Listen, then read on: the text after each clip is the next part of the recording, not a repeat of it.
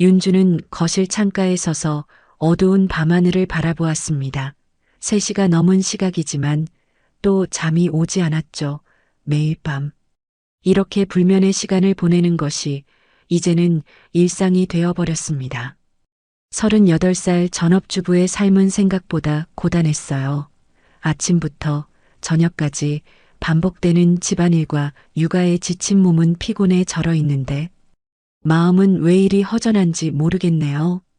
창밖으로 바라본 아파트 단지는 고요했습니다. 대부분의 집에서는 불이 꺼져 있었고 몇몇 창문에만 불빛이 새어나왔어요. 다들 자고 있겠죠. 가족들과 함께 따뜻한 이불 속에서 윤주는 한숨을 내쉬며 거실 소파에 앉았습니다. 침실에선 남편 현우가 깊은 잠에 빠져 있었어요. 출근 준비를 위해 6시면 일어나야 하니 지금 깨워선 안 됩니다. 아이도 방에서 새근새근 숨소리를 내며 자고 있었죠.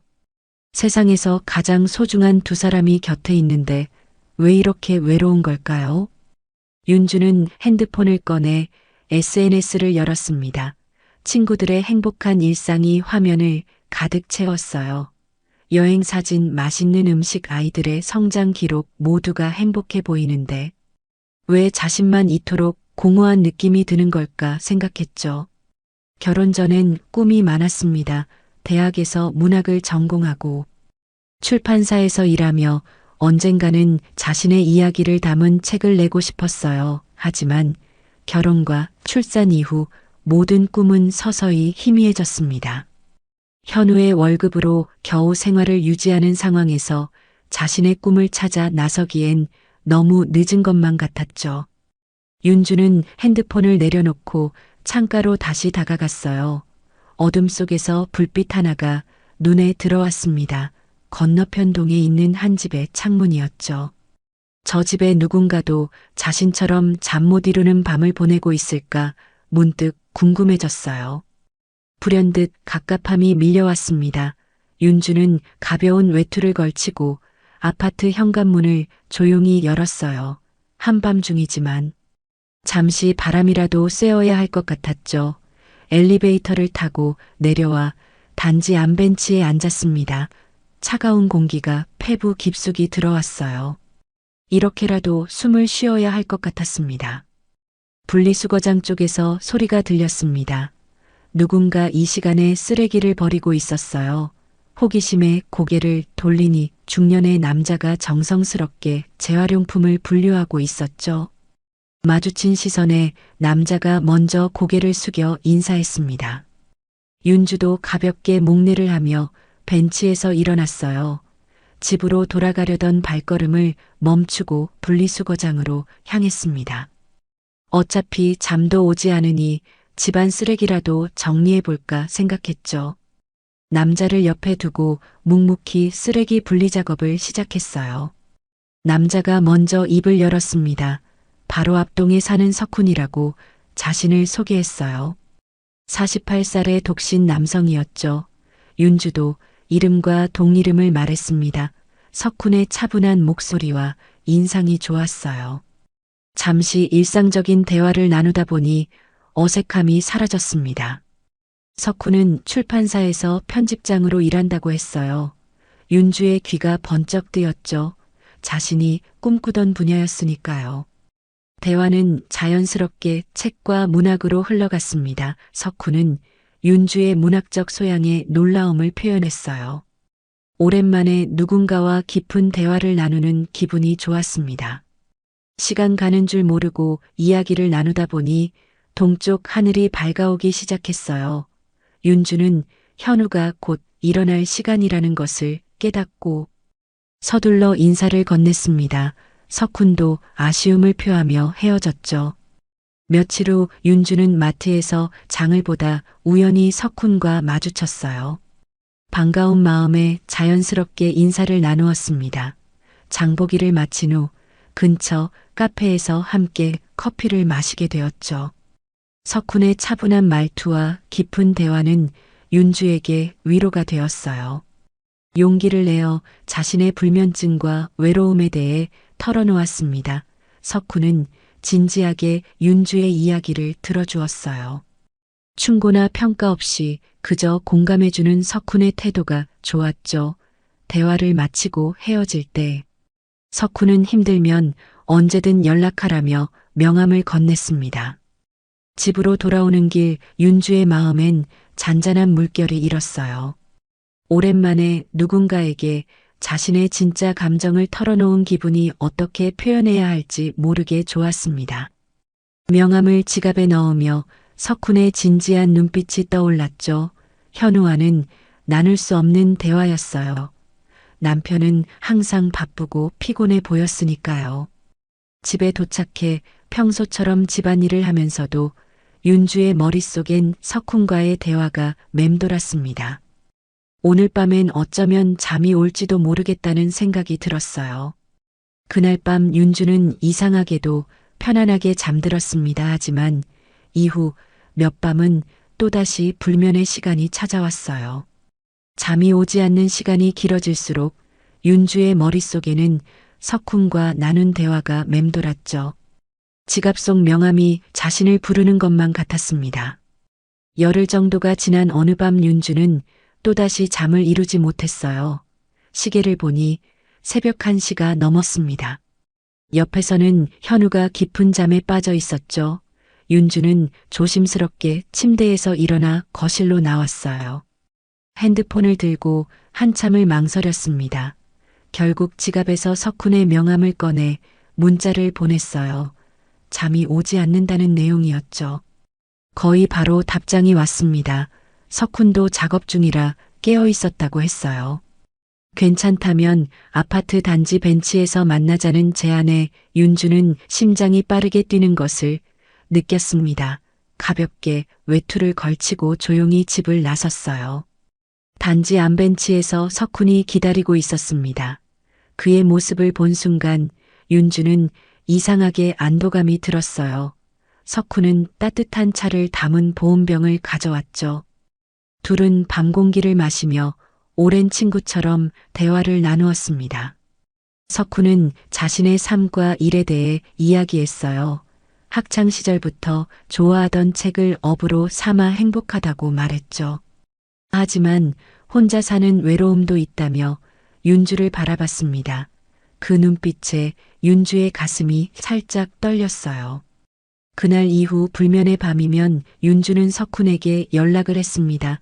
처음에는 일주일에 한두 번이었지만 점차 횟수가 늘어났어요. 윤주에게 그 시간은 숨통이 트이는 순간이었죠. 석훈과 함께 있으면 자신이 단순한 아내나 엄마가 아닌 한 사람의 여성으로 존재함을 느꼈습니다. 현우는 아내의 야간 외출에 대해 별다른 의심을 하지 않았어요. 불면증으로 밤에 산책을 한다는 윤주의 말을 그대로 믿었죠. 오히려 불면증이 나아지는 것 같다며 안심했습니다.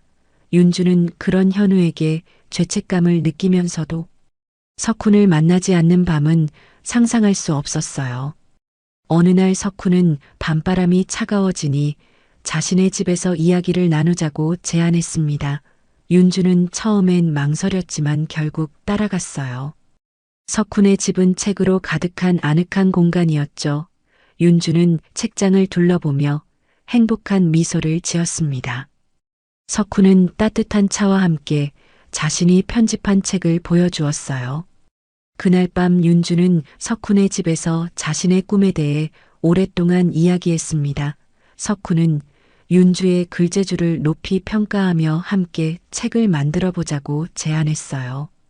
윤주의 마음속에 잠자고 있던 열정이 다시 깨어나는 순간이었죠.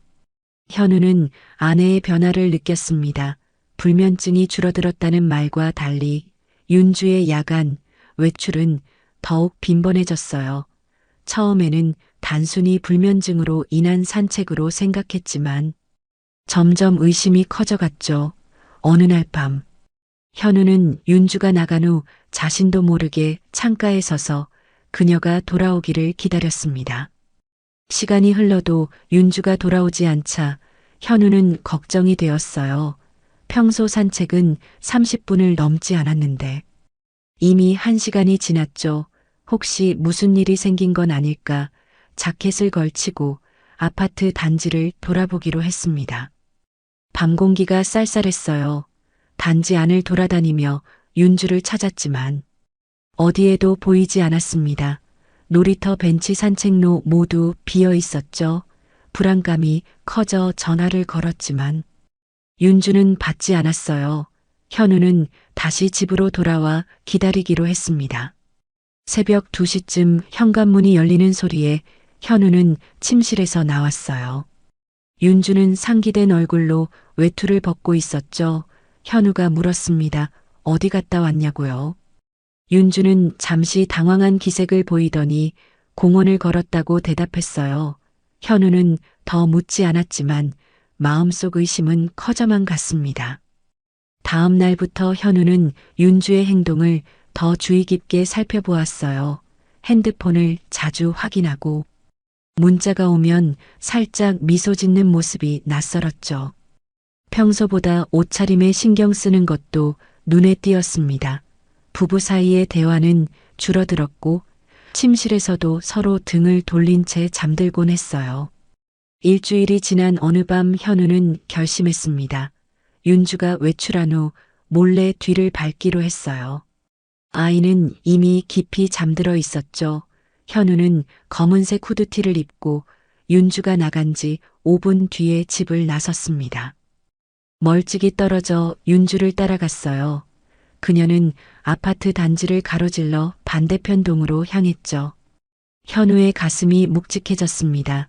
윤주는 한 동 앞에서 잠시 서성이다가 스마트폰을 꺼내 무언가를 확인했어요.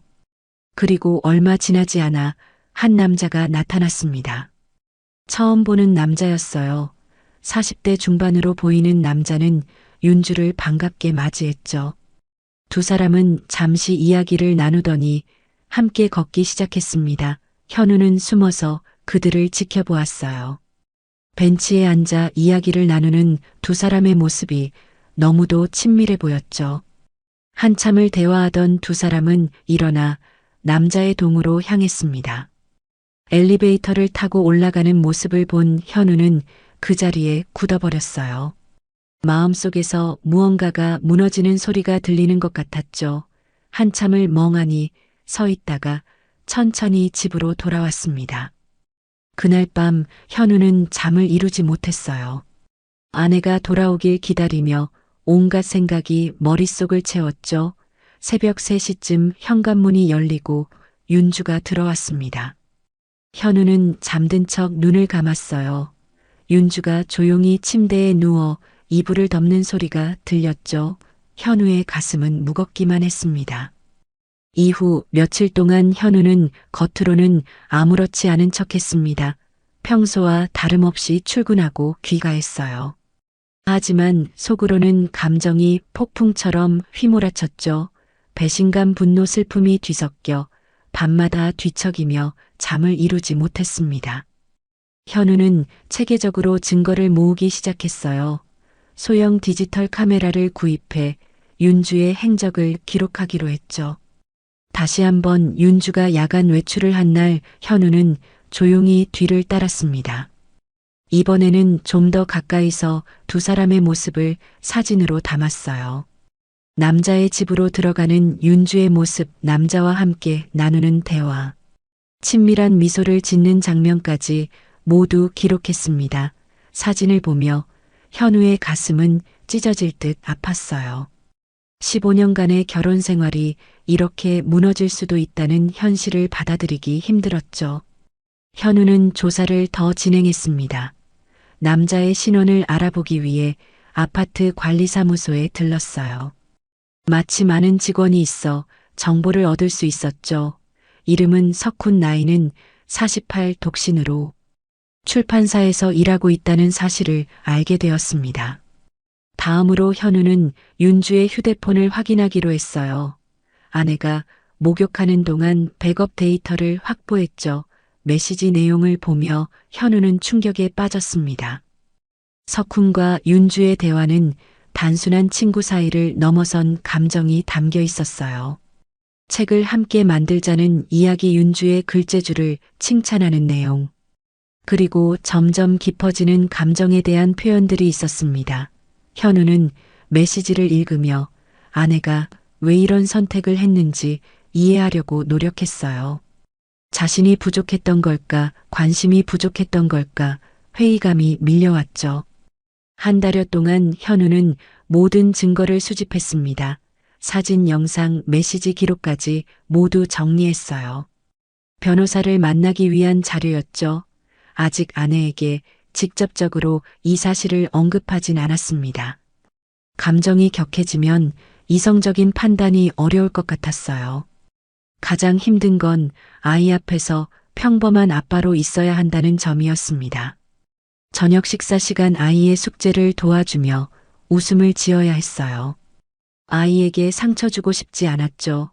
윤주를 바라볼 때마다 가슴이 아팠지만 아직은 참아야 했습니다. 현우는 자신의 삶을 돌아보았어요. 결혼 이후 가정을 위해 모든 것을 희생했다고 생각했죠. 승진 기회가 있어도 야근이 많다는 이유로 포기했고 친구들과의 만남도 줄였습니다. 오직 가족을 위해 살아왔는데 이렇게 무너지다니 허무함이 밀려왔어요. 어느 날 밤 현우는 결심했습니다. 이제는 자신을 위한 선택을 할 때가 되었다고요. 변호사와의 상담을 마치고 모든 준비를 끝낸 후 윤주에게 이 사실을 알리기로 했어요. 상간자인 석훈에게도 위자료 청구 소송을 준비했죠. 가정을 지키기 위해 노력했지만 이제는 자신을 지켜야 할 때였습니다. 일요일 아침 현우는 윤주에게 따로 이야기할 시간을 가지자고 제안했습니다. 아이는 친척 집에 보내고 둘만의 시간을 마련했어요. 거실 테이블에 마주 앉은 두 사람 사이에는 무거운 침묵이 흘렀죠. 윤주는 현우의 진지한 표정에 불안한 기색을 감추지 못했습니다. 현우는 차분한 목소리로 말을 꺼냈어요. 석훈과의 관계에 대해 모두 알고 있다고 했죠. 증거 자료가 담긴 파일을 테이블 위에 올려놓았습니다. 윤주의 얼굴이 창백하게 변했어요. 부인하려 했지만 현우가 모든 증거를 확보했다는 사실을 알고 입을 다물었죠. 윤주의 눈에서 눈물이 흘러내렸습니다. 현우는 담담하게 이혼을 원한다고 말했어요. 이미 변호사와 상담했으며 필요한 모든 절차를 준비했다고 했죠. 윤주는 흐느끼며 용서를 빌었습니다. 실수였다고 했죠. 현우는 더 이상 무너진 신뢰를 회복할 수 없다고 생각했어요. 현우는 양육권을 자신이 가질 것이며 윤주에게는 면접교섭권을 줄 것이라고 설명했습니다. 아이에게는 최대한 상처가 가지 않도록 하자고 제안했어요. 윤주는 반박하지 못했죠. 자신의 행동이 가져온 결과를 받아들일 수밖에 없었습니다. 윤주는 석훈과의 관계가 어떻게 시작되었는지 이야기했어요. 처음에는 단순한 대화 상대였지만 점차 마음이 끌렸다고 했죠. 외로움과 공허함에 지쳐있던 자신에게 석훈은 새로운 세계를 보여주었다고 설명했습니다. 현우는 말없이 들었어요.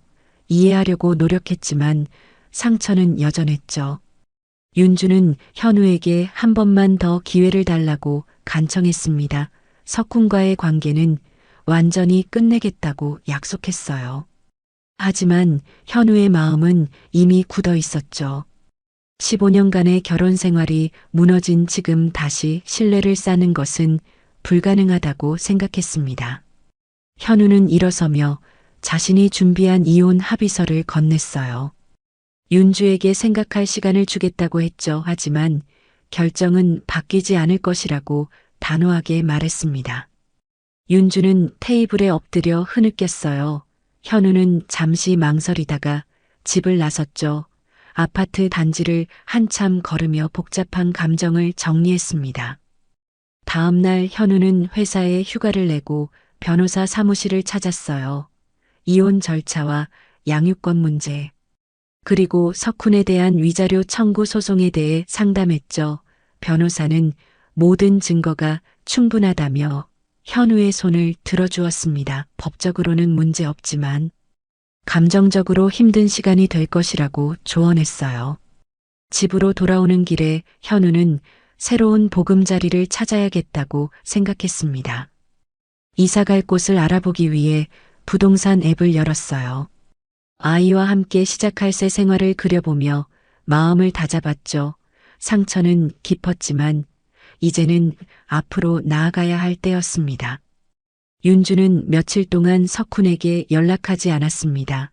현우와의 대화 이후 그녀의 마음은 혼란스러웠어요. 결혼 생활이 끝나간다는 현실이 서서히 실감나기 시작했죠. 어느 날 저녁 용기를 내어 석훈에게 만나자고 연락했습니다. 카페에서 만난 두 사람. 윤주는 모든 상황을 털어놓았어요. 현우가 알게 되었고 이혼을 결심했다는 사실까지 말했죠. 석훈의 표정이 굳어졌습니다. 잠시 침묵한 후 석훈은 조심스럽게 입을 열었어요. 윤주와의 관계가 여기까지인 것 같다고 말했죠. 윤주는 놀라서 석훈을 바라보았습니다. 이제 모든 걸 내려놓고 함께 할 수 있는 거 아니냐고 물었어요. 하지만 석훈의 대답은 차가웠죠. 자신은 결혼 생활에 개입하려던 것이 아니었다고 말했습니다.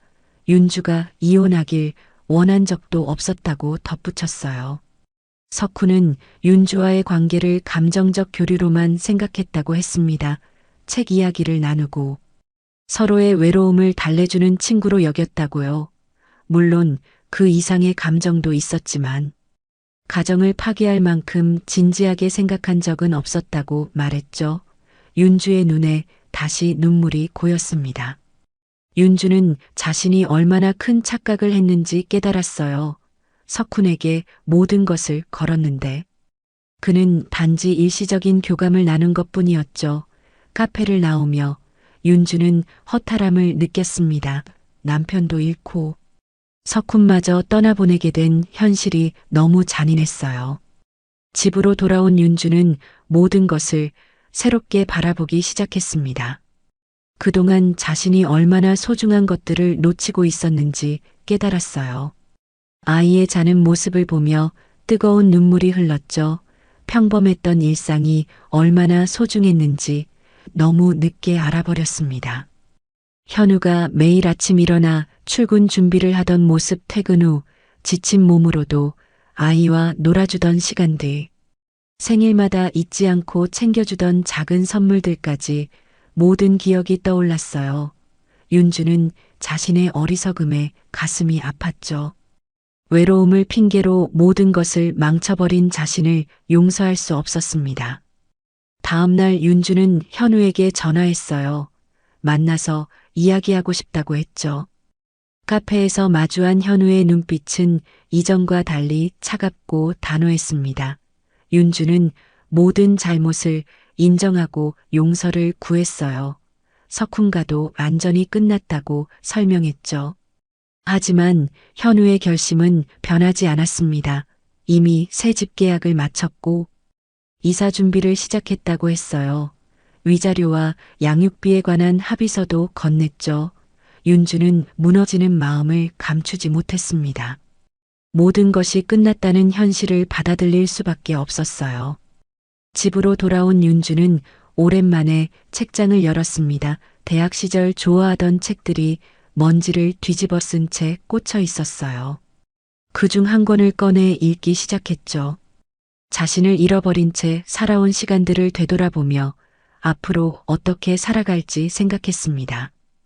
일주일 후 이삿짐 센터의 트럭이 아파트 앞에 도착했습니다. 현우는 아이와 함께 새로운 출발을 위해 짐을 옮기기 시작했어요. 가구와 생활용품, 그리고 아이의 물건들이 하나둘 트럭에 실렸죠. 윤주는 창가에 서서 그 모습을 지켜보고 있었습니다. 현우는 아이에게 엄마와 잠시 떨어져 살게 될 거라고 설명했어요. 아이는 눈물을 흘리며 왜 그래야 하냐고 물었죠. 현우는 최대한 부드럽게 설명했습니다. 엄마 아빠가 잠시 서로에게 시간이 필요하다고요. 하지만 둘 다 아이를 사랑하는 마음은 변함없다고 말했어요. 윤주는 마지막으로 아이를 안아주었습니다. 흐르는 눈물을 참으며 곧 보자고 약속했어요. 주말마다 만날 수 있도록 현우와 합의했죠. 아이는 울음을 그치지 못했습니다. 윤주는 아이의 등을 쓰다듬으며 진정시켰어요. 모든 게 괜찮아질 거라고 달래주었죠. 현우와 윤주는 마지막으로 마주했습니다. 더 이상 할 말은 없었어요. 15년간의 결혼 생활이 이렇게 끝난다는 사실이 비현실적으로 느껴졌죠. 현우는 묵묵히 고개를 숙여 인사하고 아이의 손을 잡았습니다. 함께 트럭에 오르는 모습을 보며 윤주의 가슴이 무너져 내렸어요. 이삿짐 트럭이 멀어지는 동안 윤주는 창가에 그대로 서 있었습니다. 트럭이 코너를 돌아 시야에서 사라질 때까지 눈을 떼지 못했어요. 그제야 눈물이 폭포수처럼 쏟아졌죠. 무릎에 힘이 빠져 그대로 주저앉았습니다. 시간이 얼마나 흘렀을까요? 윤주는 텅 빈 집안을 둘러보았습니다. 현우와 아이의 흔적만 남은 공간이 낯설게 느껴졌어요. 책장으로 다가가 자신의 대학 졸업 앨범을 꺼냈죠.